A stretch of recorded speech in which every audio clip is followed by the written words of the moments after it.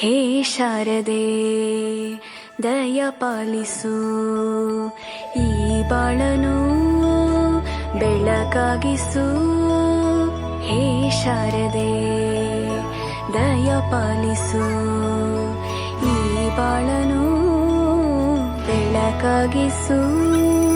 ನಾಳೆಗಳ ದಾರಿಯಲೇ ನಂಬಿಕೆಯ ನೆಲೆಯಾಗಿರಿಸು, ಮುನ್ನಡೆಸು.